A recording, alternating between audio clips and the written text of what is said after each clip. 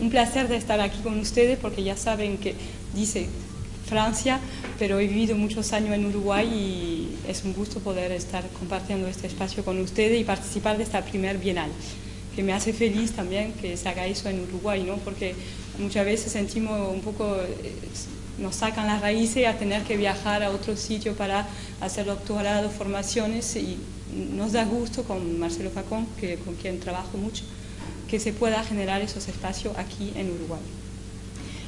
Hoy trato de compartir justamente un poco las investigaciones que he ido desarrollando en España y en Francia. Va a ser una continuación de lo que ha presentado Marcelo, un poco la experiencia y las palabras menos falsas que tú decías en tu exposición, que va a ser un poco una continuación de lo que se ha presentado. Vengo un poco con un título que puede generar sorpresa, duda, una palabra que nos dice cosa. Imaginamos, supongo justamente que ha dicho, hoy el clima no acompaña, pero justamente es ese clima que es tan particular y que genera ambientes distintos. Puede ser que hoy, que hay esa lluvia, cambia un poco el ambiente, estemos más aquí íntimos y entonces el clima participa a eso. Primero, pues voy a presentar un poco esa noción de climatosofía y después, a partir de dos metáforas, compartir un poco el tema de la experiencia errática que trabajamos con el GREAS y esa noción de educación artística, si se trata de hacer un mapa, no es delimitar, sino encontrar esas nociones que se podría asociar a lo que es la educación artística. Bueno, voy a ver si funciona. Primero, ¿qué es la climatosofía? Clima, sabemos todo lo que significa. Climatosofía es una palabra un poco que inventé, vamos a ver por qué, pero climatología sí que podéis haber escuchado esa palabra. ¿Os suena sabéis lo que es, lo que podría significar? El clima. Normalmente cuando estudiamos climatología, por ejemplo, de un país, de una región.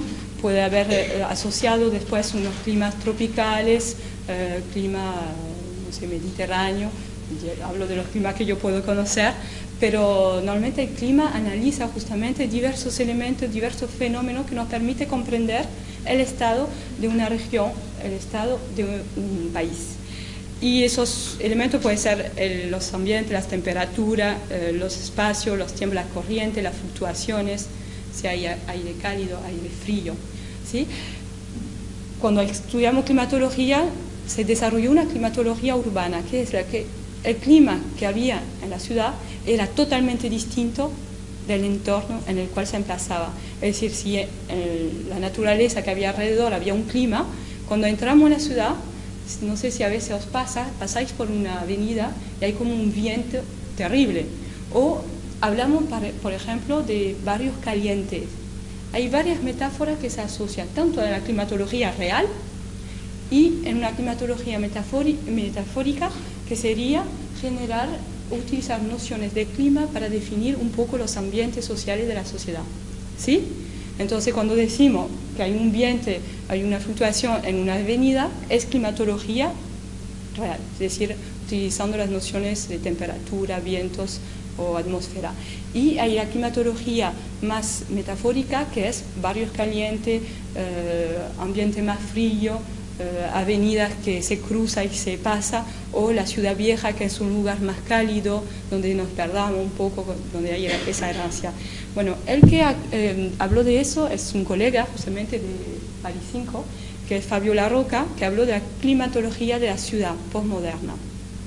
Y él explica que la climatología urbana sería justamente donde se junta esta experiencia física y climática de la ciudad y esa experiencia sensible cuando yo cruzo una ciudad. Podríamos hacer referencia en ese sentido a Walter Benjamin, que estudió justamente la nueva galería que se generaba en París, que eran como lugares donde nos escondíamos, donde generaba un poco errancia y laberintos de paseos. Y eso cambia entonces las experiencias, los significados que vamos generando de la ciudad. Yo lo que propondría hoy es generar un pensamiento que es climatosofía de la educación, más específicamente en nuestro contexto, climatosofía de la educación artística.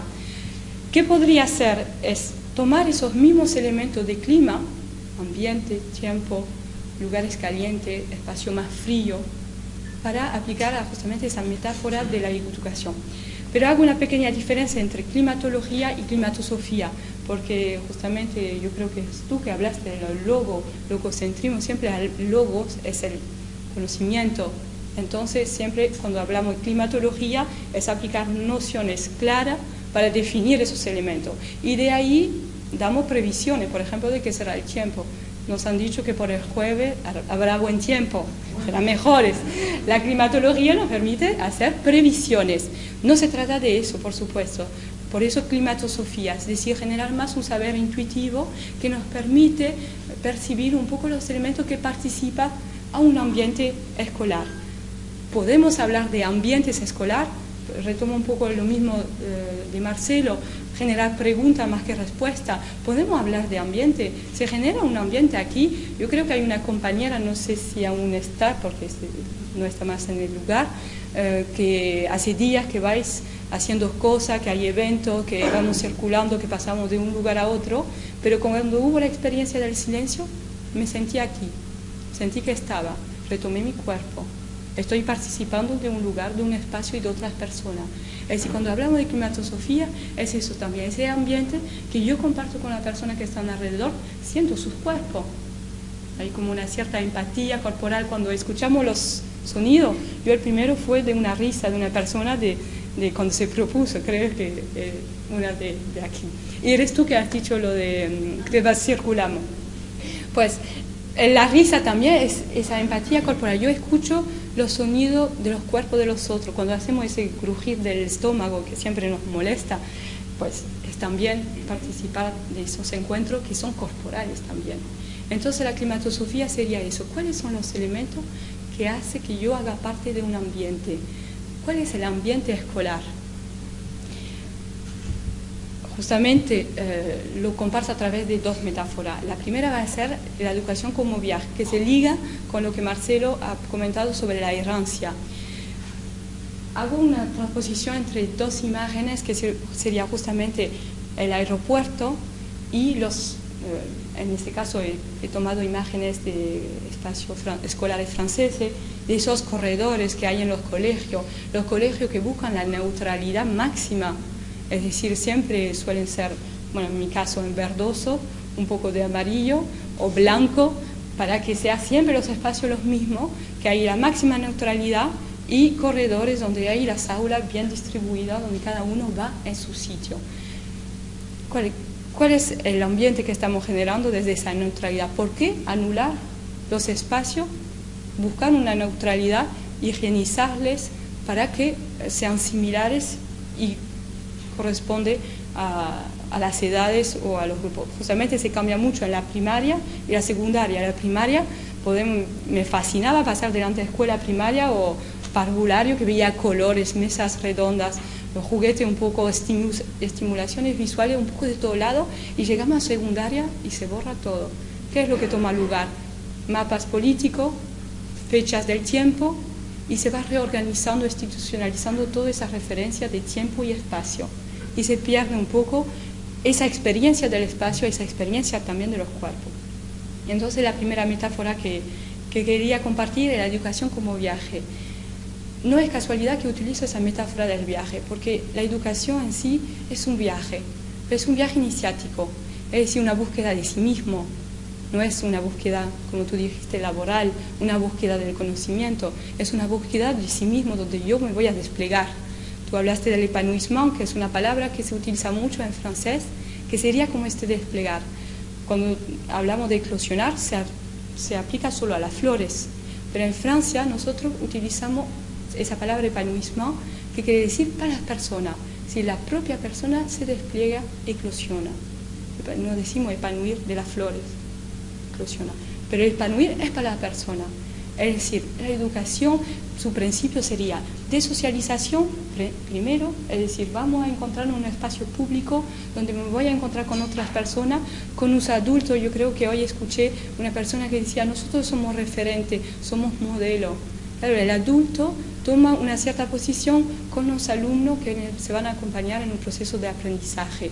Entonces, la educación, la escuela, es ante todo un lugar de socialización, porque si no nos habríamos quedado en nuestra casa, como antes, cuando venía el instructor a darnos los cursos particulares. ¿Por qué es tan importante ir a la escuela? Pues si yo tengo el dinero, me pago un instructor y me viene a casa. Pero hay algo más que el conocimiento, que la disciplina, que el compartir con un profesor. Hay espacio, ese ambiente que se va a generar con todos los compañeros, con el lugar, con el colegio en el cual vamos a estar, que no es tan importante, esos lugares que nos recordamos siempre y que nos gusta pasar delante después de años. Decir, mira, aquí estaba en este colegio, aquí estaba en este instituto, que son lugares que nos va a permitir desarrollar esta socialización con los otros. Entonces el viaje es iniciático, es decir, me voy descubriendo, me voy desplegando. Hay muchos mitos justamente de los viajes de Ulises. Conocéis todo el Ulises, ¿no? que hizo un viaje largo, que no pudo volver, pero era todo un aprendizaje. Telemaco, o también el cuento de Goethe, de Wilhelm Meister, que eran todos esos viajes donde yo voy a buscar otras cosas, me voy a descubrir, voy a la aventura y vuelvo distinto, pero igual. Vuelvo distinto, pero igual. Todo el tema de la iniciación, eso. Me inicio de otra forma. Los ritos iniciáticos de las tribus, era la persona perdía su dimensión de niño para tomar otra dimensión. Y a la madre se le decía que había muerto su niño, porque nacía otro, nacía un adulto. El adulto sería la referencia que nosotros decimos, ¿no? Para diferenciar, que no era eso en las tribus indianas. Pero cierto rito era, el niño termina, muere y reaparece como otra persona adulta. Y podía pasar a veces 6 meses en el bosque, ¿no? Hay varios ritos. Eso era el viaje iniciático, el viaje formativo. ¿Qué tipo de viaje ofrecemos con la educación? Creo que Marcelo justamente lo habló un poco. Vamos a buscar objetivo. Cuando terminamos, más o menos, en Francia es aún más excesivo, hay unos exámenes. Por ejemplo, al finalizar los 15, tenemos que pasar un examen. Eso sería la etapa residual de una iniciación. Cada iniciación tiene un pasaje. Los pasajes han quedado, pero ¿qué búsqueda de sí mismo tiene el examen? Y más aún en Francia, que hay el bachillerato, la selectividad en España. Creo que aquí no lo tenéis, la selectividad, ¿verdad? No lo tenéis. O parece que cuando hubo dictadura, que había ese examen que permitía acceder a la universidad. Exacto. Claro, ¿qué dimensión toma hacer ese examen? Una homogeneización de todas las personas que tienen que estar todos al mismo nivel para pasar a otra etapa. Si justamente no es la búsqueda que todo el mundo esté igual, si es la búsqueda que cada uno despliega su ser y en distintas dimensiones, en distintos momentos, y nunca puede ser homogeneizante. En este caso en Francia es totalmente excesivo, ¿no? Porque realmente es un examen que se aplica a todo el país y si no lo tienes muy difícilmente puedes acceder después a universidad o mismo, podríamos decir excesivamente, al trabajo. Entonces un viaje que va solo a una dirección, es un viaje como un pasaje de las aduanas. Tengo que pasar a las aduanas, no sé si habéis vivido esa experiencia, si tenés botas te las tienes que sacar, te tienes que casi desnudar todo, pasas por el láser y ya está, ya ha pasado. Pero es un mal momento que vivimos, porque es como te desprende de tus cosas, te desnuda, pasas y ya puedes pasar al otro lado. Tomamos el avión, no sentimos el tiempo pasar, nos despegamos de la tierra y pasamos al otro lado, llegamos. Y a veces si no soportamos ese viaje porque nos da miedo, porque tomar el avión da cierto temor, algunos se dice que... Sí, Se dice que en el avión se había escuchado un estudio. Sí. Vamos a revisar los teléfonos y apagar todos los puntos. Porque ya veo que los compañeros están nerviosos, que tienen problemas. Apaguemos los teléfonos. Un vibrador. Un vibrador. Así tenemos esta expresión. Bueno, entonces esa metáfora del viaje, ese viaje que queremos sobrepasar, y a veces, bueno, un comentario que se había escuchado, justamente las personas que toman el avión es donde más se reza. Casi nos persignamos sin que nadie nos vea, pero entramos en el avión un poco encomendándonos a una entidad superior, no diré quién, cada uno tiene su relación espiritual, y nos metemos en el avión. El miedo siempre de la muerte, que es otro pasaje que nos da miedo. Y tomamos a veces tranquilizante para dormir y así llegamos y no ha pasado nada. Hemos pasado la barrera. Y eso voy a hacer justamente referencia a Michel Maffesol, dice, la educación se vive un poco como ese viaje. Todo lo que pesa lo hemos dejado de costado. Tratamos de olvidar ese momento de pasar y llegamos al otro lado del océano, como en mi caso hace unos días. Llego del otro lado del océano y no he vivenciado nada. Solo he hecho ese viaje de algunas horas que me lleva a otro continente sin sentir todo lo que me puede generar un cierto temor. Y la educación se vive un poco como ese viaje. Voy a un objetivo, voy a ser doctora. Y hasta que no lo sea, tengo que continuar. ¿Qué voy a olvidar? Mi familia, tomar tiempos, lo lúdico, y voy hacia esto lo máximo que puedo y con la máxima fuerza. Entonces la educación a veces se vive con ese sobrepasar, esos sacrificios. ¿Cuántos uruguayos se han ido a España o a otros países para hacer unos estudios superiores, olvidando o desligándose de su familia? O sea, siempre la educación que se vive como un sacrificio, etapa que debo sobrepasar, y cuando las termino siento ese alivio. Entonces, para ese viaje, que es solo un objetivo, sería la carrera, el diploma, hemos dejado varias cosas sobre el costado. Como cuando vemos la imagen, yo creo que hay una canción de Citarrosa que dice que cuando te vas tienes que llevar, no sé las palabras. Exacto. Pues, ¿qué es lo que no vamos a usar en ese viaje de la educación? Lo onírico, lo lúdico, lo festivo, lo sensible, las emociones. Es lo que vamos a dejar de costado y que nos permite ir hacia adelante. Y es un poco lo que podemos mirar. La educación es un ir hacia adelante. ¿Cuál es el conductor del autobús? El profesor, que me lleva hacia dónde, hacia tener un diploma, hacia la próxima parada. No se vive como una experiencia, no se vive en el presente, se vive siempre hacia un futuro, que es lo que tú comentabas, el proyecto. Hablamos de proyecto, el proyecto educativo. El proyecto es el proyectil, tiro adelante y me olvido de todo lo que transcurre. No vivo el trayecto, no es un trayecto educativo, es un proyecto que tiro y llegaré a esto y tendré ese diploma y tendré esa carrera y eso me permitirá seguir y tener mi categoría profesional. Y lo podemos ver en todas las imágenes de las escuelas secundarias. Puede ser que en primaria y en parvulario no sea tan así, esa radicalidad en el espacio, cómo el espacio va a transformar justamente esa actitud, todo hacia delante, hacia la pizarra, separado por dos, y si uno se porta mal lo vamos a separar solo, porque la separación es el castigo. El estar junto es justamente lo que genera el desorden, y el desorden molesta, es lo que genera risa, es lo que genera desconcentración, es lo que no puede estar en una aula cuando justamente estamos concentrados para cierto conocimiento. Entonces lo que se plantea justamente desde la educación artística es generar una poética del espacio. En la educación artística justamente trabajamos desde la experiencia, desde desplegar de sí mismo. Generamos actividades donde cada uno va a estar en su proceso singular y colectivo. Cosas evidentes, en la educación artística nadie se copia al otro.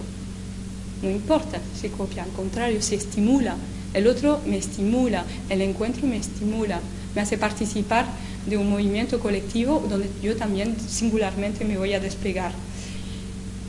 Poética del espacio, que sería esa noción de Bachelard, que él decía, siempre tenemos en nuestro sueño una casa que recordamos, un lugar íntimo que hay en cierta parte de la casa, a veces nuestra casa de infancia, que me hace sentir seguro, que ese es siempre el lugar donde yo voy a volver, y muchas veces en lo onírico. En lo onírico muchas veces vuelvo a este lugar tan seguro que tenía en mi casa, que puede ser a veces en un rincón, bajo una escalera, en una maleta, en lo que sea, pero lugares que encontramos íntimamente donde nos sentimos acogidos y nos hace acordar también todo nuestras raíces. Poética del espacio, genera esa poética del espacio desde la experiencia artística.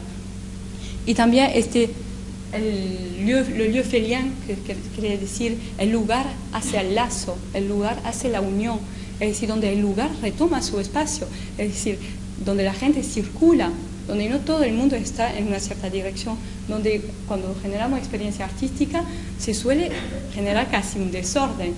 Hay unas cosas que suceden cuando, por ejemplo, en mi caso, cuando hacía clase con experiencia, enseguida se generaba una efervescencia, había una excitación de los alumnos porque se desordena lo que están acostumbrados a estar. Tiene incorporado ciertas actitudes y cierto comportamiento. Cuando se genera otras dimensiones, hay una excitación. Y entonces pasan otros docentes y piensan, qué desorden hay aquí, ¿eh? Pero nosotros sabemos que se está generando otras cosas. Por eso podemos hacer, para hablar de ciertas nociones de origen griego, nosotros hemos generado esos espacios abstractos, que sería la diferencia entre el topos y la cora, que son dos palabras de origen griego. El topos es el espacio abstracto, el espacio que se ha institucionalizado. La frontera son políticas, no depende de si hay alguien que está instalado justo en esta línea marcada regional o nacional. Es un espacio que yo considero abstracto, donde yo voy a poner los límites, voy a medir. El Ecuador es una línea lanzada a través del mar y a través de los territorios. Es recta, curva, si hace el contorno, pero es recta, no toma en cuenta el espacio que lo cruza. La cora era el lugar, en la noción griega, la polis, era el lugar donde se une el territorio y las personas que lo vivencian. La cora, por eso yo lo comparo como la concreción del imaginario, es decir, es el espacio unido, fundido con las personas que lo vivencian. ¿Cómo podemos generar espacios escolares sin tomar en cuenta a quien los vivencia? Y justamente podemos anotar las diversas experiencias que he podido seguir de la educación artística en Francia, en España y mismo aquí. En los espacios de educación artística la gente se apodera del lugar, es suyo. Se vuelve, además, tengo esa imagen de unos días en la Facultad de Bellas Artes, es una caverna de Alibaba, es un lugar lleno de tesoros sin valores, pero que me estimula, que me hacen recordar una cosa, que me llevan a otros descubrimientos, que me llevan a una aventura. El espacio se convierte en esta aventura, en el encuentro con el otro y en el encuentro con el lugar. ¿Cómo nos hemos despegado de los lugares en los cuales estamos? La noción de cora y topos es Augustin Berg, que está en Francia, un geógrafo que analiza justamente esa vivencia de los espacios y de la cultura, y él decía, hemos tomado tanta velocidad con la revolución industrial que nos hemos despegado totalmente de la naturaleza. No tenemos más ligación con la naturaleza. Ahora, yo diría que en Uruguay aún sí, por suerte. Y ese es el gusto que tenemos ciertas personas cuando yo vengo aquí con mi familia, es decir, esta unión que hay entre la naturaleza y los lugares. Poder generar eso. Con Marcelo estamos mirando justamente el contorno litoral de aquí, cómo se respeta ciertos espacios de la playa y de su litoral, más o menos. Pero si vais en Francia o en España, da susto, cuando las casas están bien al borde del mar. ¿Cómo no han tomado en cuenta que hay ese espacio que es para todo? Se desarrolló un individualismo donde cada uno quería tener el mejor lugar. Y lo colectivo, y ese lugar que vivenciamos todo. Entonces, lo que podríamos decir desde la educación artística es justamente se genera esos territorios. Yo los llamo así la caverna de Alibaba, es decir, cada uno se lo toma, es suyo y es colectivo. Y vamos encontrando esos tesoros, nos vamos encontrando con nosotros mismos y con los otros. Y sí tiene un cierto desorden, por suerte. Nosotros justamente dimos una charla sobre el desorden creativo. Si está todo ordenado, ¿cómo vamos a encontrar en los intersticios lo que nos permita generar otros movimientos? Y eso justamente, que es la palabra que Marcelo había compartido, el épanouissement. El épanouissement no puede estar desligado del espacio, de los otros y del propio ser. Hablo justamente, casualmente, de una trilogía, ¿no? Espacio, los otros, el ser, podemos tener otras nociones, pero en la educación la trilogía que suele dominar es saber, profesor, alumno. Y no hay más cosa que esos elementos, que saber. El profesor solo comparte saber hacia el alumno y el alumno recibe saber desde el profesor. El espacio, los padres, habéis hablado hoy del lugar donde estamos, el entorno. Solemos abstraer, la palabra abstraer es extraer de su contexto. Un museo abstrae, porque toma ciertas realidades y la pone en un museo. Ponemos el Louvre, toda la cultura egipcia, extraída de su contexto y abstrata aquí en una sala institucionalizada. Solemos abstraer, y la educación, los espacios escolares abstrae las personas de su entorno, de donde viven. Generamos espacios bien higienizados, bien neutros, para que cada uno pueda ir hacia el conocimiento, hacia esa meta que es el diploma. La segunda metáfora que quería compartir con ustedes, no sé, el tiempo, es la educación como danza. Bueno, lo hemos hablado varias veces, he escuchado varios comentarios sobre la danza y creo que, como lo ha comentado Javier, en Francia, en España, puede ser, aquí me diréis vosotros, no sé, hay la educación artística, pero desde las artes clásicas. La danza, el teatro, las artes escénicas suele estar más de costado, no considerado dentro de la educación formal. Yo creo que un desafío justamente sería a generar estas uniones. Hay una facultad de arte que se está desarrollando desde el IEMBA, ¿no? Generándose facultad de arte, donde hay música, danza, teatro y las artes como la conocemos, pero aún la música no se ha generado como universidad o formación universitaria de música. Aquí tampoco, es lo que sé. En Francia, nada. Aquí, sí, pero lo que nos explicaban en los grupos de música, que aún no se ha reconocido como formación universitaria que da... Se está en camino, yo creo, pero... Sí. Sí, es lo que yo sí. Sí. No. Lo que nos damos cuenta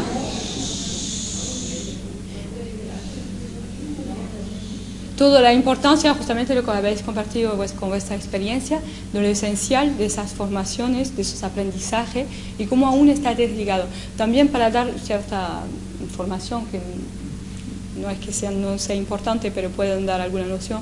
En Francia, las escuelas de arte no se pueden llamar facultad. Creo que aquí hubo lo mismo. Son escuelas de arte, no dan investigación. Ahora se dan cuenta que se han desligado tanto de la investigación que lo tienen que reconectar. Pero hasta ahora era escuela de arte, donde no se investiga, porque la investigación se hace a través de la práctica artística, pero no investigación teórica. Ahora se están dando cuenta que no se puede generar más esa separación y que hay que tratar de ligar, porque desde el arte, desde la práctica artística, podemos generar otro proceso de investigación. Bueno, en España que ha venido Fernando Hernández, pero hay un grupo desde Granada que está desarrollando todo lo que es investigación desde las artes, donde las artes es también un medio para llegar a la investigación y a la teoría. Y no solo se puede hacer desde la escritura. Como tú has dicho, la escritura a veces es lo que encierra, porque con una cierta palabra tratamos de decir lo que no se puede decir. Y el arte se está integrando como modo de generar investigación. Entonces la segunda metáfora es eso, la educación como danza. Yo quiero señalar que no es ninguna crítica a ningún movimiento de danza, solo utilizo lo que voy a presentar como metáfora, porque es una relación de la danza clásica a la danza contemporánea. Creo que además Javier lo ha presentado, la educación, la danza clásica es la búsqueda del movimiento perfecto, es un dominio del cuerpo a través de ciertas técnicas que me permite generar un movimiento perfecto que se dirige a la contemplación. La danza clásica es ante todo una contemplación del público que lo viene a admirar. Entonces hay una cierta contorsión del cuerpo, como lo podemos ver, para generar ese movimiento perfecto. Desde ese movimiento perfecto generamos un poco esa homogeneización de los cuerpos para generar ese movimiento que después podemos contemplar. Y como contraposición vendré, me imagino que lo intuís, con la danza contemporánea. El referente podría ser, más que danza contemporánea, danza postmoderna, de Pina Bausch podría ser un claro ejemplo. Claro que también hay un movimiento, hay una homogeneización, pero el propósito de Pina Bausch, en este caso particular, es conmover los sentidos. ¿Y qué es lo que se genera desde esos cuerpos que tienen que buscar su propio movimiento y tienen que expresar su propio movimiento? He hecho diversos talleres con docentes de literatura muchas veces y no de arte, que han generado talleres de danza y de danza contemporánea, danza postmoderna, donde justamente a través de la búsqueda del movimiento del cuerpo, donde tendría que buscar la expresión, el propio movimiento de cada persona y a través de ahí buscar el movimiento colectivo. Yo tomo el Pina Bausch como ejemplo porque ella asocia además los 4 elementos, la tierra, el agua, el fuego, el aire, según su coreografía, pero el movimiento es personal y también colectivo. Y lo que genera también con el público es esa empatía corporal, es decir, sentimos las emociones, la respiración de los bailarines cuando están generando una presentación, y más que una contemplación, es esa empatía corporal que se está generando. Es decir, donde volvemos a sentir los cuerpos, donde el cuerpo no es totalmente metrificado, dominado bajo una técnica, sino que también expresa esas emociones. Y como hemos hablado de Edgar Morin, justamente él nos dice un racionalismo que ignora los seres, la subjetividad, la afectividad, la vida es irracional, porque la racionalidad debe reconocer justamente esa parte sensible. ¿Cómo generamos una educación que solo toma en cuenta la parte racional, donde el cuerpo es totalmente dominado, sentado 8 horas, domesticado? ¿Por qué no vivenciamos la educación desde esa experiencia corporal? Por eso me interesa un poco el tema de la educación artística, los talleres de danza, cómo el cuerpo vuelve a retomar su lugar. En una palabra que me interesa, que parece anodina, pero tiene su valor, incorporar. Nos volvemos a reincorporar en los procesos educativos. Desde la educación artística puede ser un poco un buen medio. Es decir, incorporarse, incorporar tiene un poco un origen místico, porque es incorporar, tomar el cuerpo místico, que se aplicó después a la Iglesia, porque la Iglesia y el cristianismo tomó muchas palabras o muchas nociones, muchas relaciones espirituales para tomarlo para sí.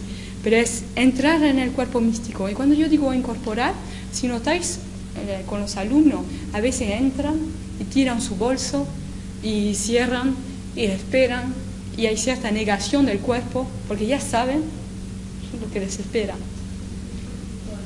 Y cuando después depende de la vivencia de cada uno, cuando se genera una clase de arte plástica, suele pasar, los alumnos vienen con más predisposición, y esa predisposición es incorporar. Estoy aquí, estoy vivenciando con todos y en este espacio. El espacio toma otra dimensión. Yo por eso he participado con varios talleres de profesores de literatura, de arte, que generaban esos talleres de danza, como la danza permitía reincorporar el alumno en su integralidad en la enseñanza, es decir, cuerpo, racionalidad sensible, su participación emocional y estética, es decir, donde el cuerpo es el que permite generar esos vínculos, porque casi la educación podríamos decir que actúa en ausencia del alumno. ¿Dónde está el alumno en la planificación que tenemos de los cursos? ¿Dónde está el alumno en la planificación del ministerio de todos los programas educativos? ¿Dónde está el alumno específico que va a estar aquí? Se genera así, se piensa en el alumno como un grupo homogéneo, que tiene 12 años cuando está en no sé qué clase, que tiene 13 en la otra, que tiene 14 y después que pasa en liceo o que pasa en universidad. ¿Dónde está cada alumno en su singularidad? Eso es lo importante justamente, que el cuerpo nos permite volver a reintroducir desde lo singular. En uno de los talleres que he participado, hay algo que me había marcado, porque había un bailarín, un coreógrafo profesional que se llama Sylvain Grou, que animaba, estimulaba a los alumnos que eran de 15, 16 años, que hacían un taller de danza, y les estimulaba a los alumnos en su movimiento, dice, tiene suspensión, que se genera afinidades, que hay una frenesia, hay aventura, hay historias, hay que estar flotando, acuático, crear un estar junto, generar un banco de peces, una nube de polvo, sentir complicidades, responder a algo instintivo, una corriente caliente, estar unido en relación con el otro, olvidarse. Claro, esa imagen del banco de peces, yo retomo también la palabra de Marcelo, no esa libertad, no esa autonomía, no esa individualidad separada el uno del otro, sino esa dependencia. Justamente los movimientos de los pájaros, que están todos dependientes el uno del otro y que pueden hacer sus migraciones, los bancos de peces, que si uno está solo no vive. Toda la organización animal que necesita del otro.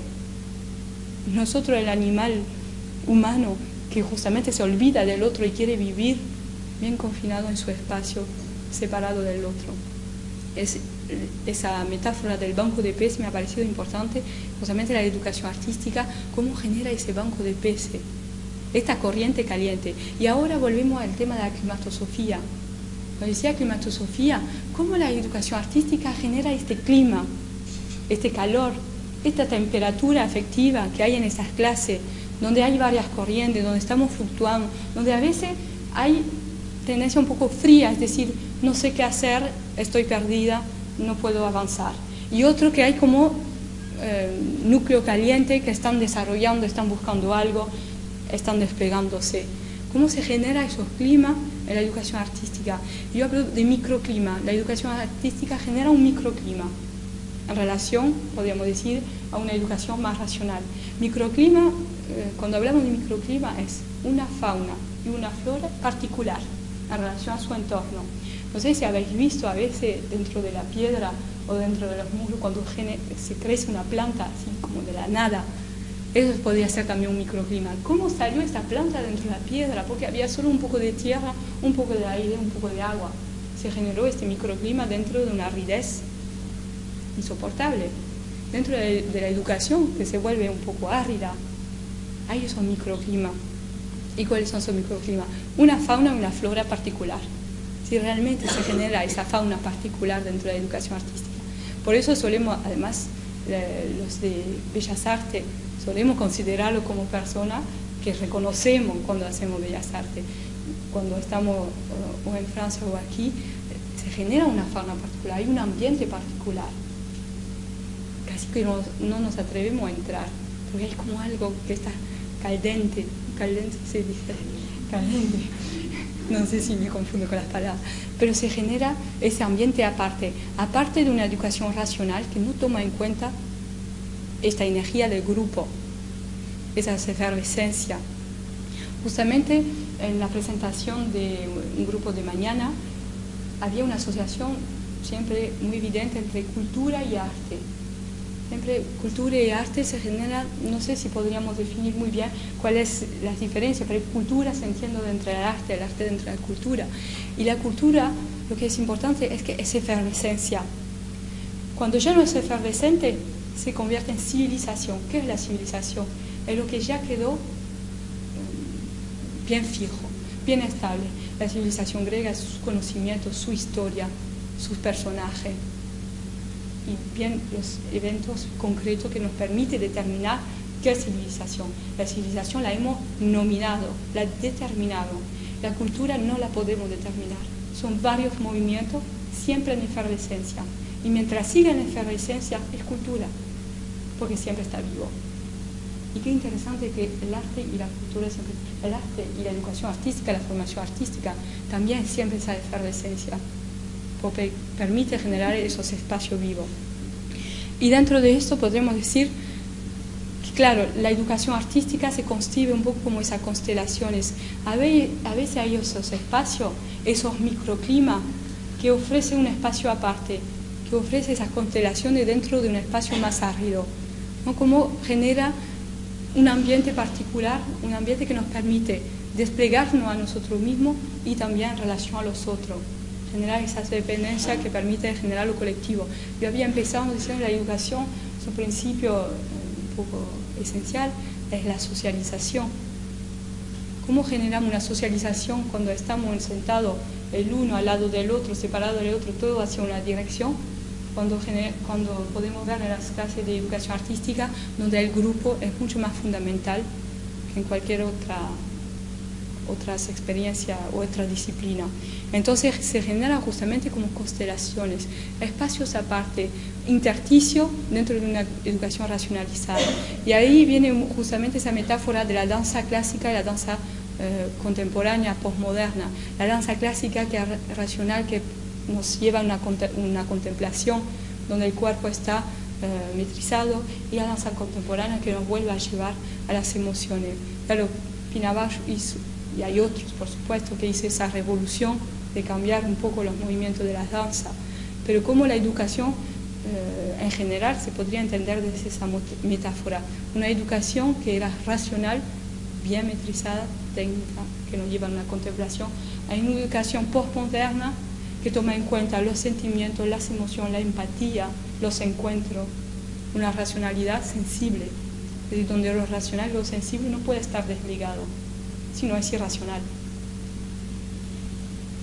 Bueno, podríamos terminar, no sé cómo va el tiempo, terminaría diciendo que la educación artística se presenta un poco como un quiasma. Otra vez utilizo unas palabras que parece muy compleja, pero el quiasma es solo una dimensión que se entrecruza a la otra. Es decir, la educación artística es como esa dimensión que llega y que puede cambiar un poco lo que se está generando hasta ahora, que generaría otra corriente justamente de la formación. Tú hablaste, Marcelo, justamente que sería interesante que se despliegue otro paradigma, que se empiece secreto, se hace discreto y después se hace visible. La educación artística sería justamente en esta corriente de se hace discreta y podría hacerse visible, y podría ser ese paradigma que va a entrecruzarse al paradigma anterior y permitir generar un nuevo movimiento de educación. También decimos nosotros reencantar la educación, reencantar esos procesos de socialización, que la educación no sea más como algo forzado. Justamente la educación artística podría permitir generar otros espacios donde podamos vivenciar y vivir ese trayecto de la formación, no un proyecto, no algo que lanzo para llegar a un objetivo final, sino algo que vivencio y que comparto con los otros, desde lo racional y lo sensible. Entonces la educación artística podría vivirse como ese quiasma, donde la parte sensible está aflorando y está volviendo. A parte sensible podríamos relacionarlo como la parte maldita, ha sido la parte maldita, lo que hemos querido destacar, que hemos querido sacar.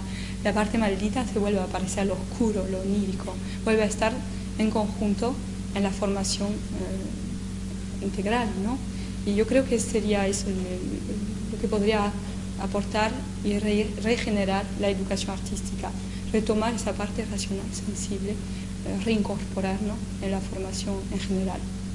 y aquí sería, y ahora les invito a compartir preguntas.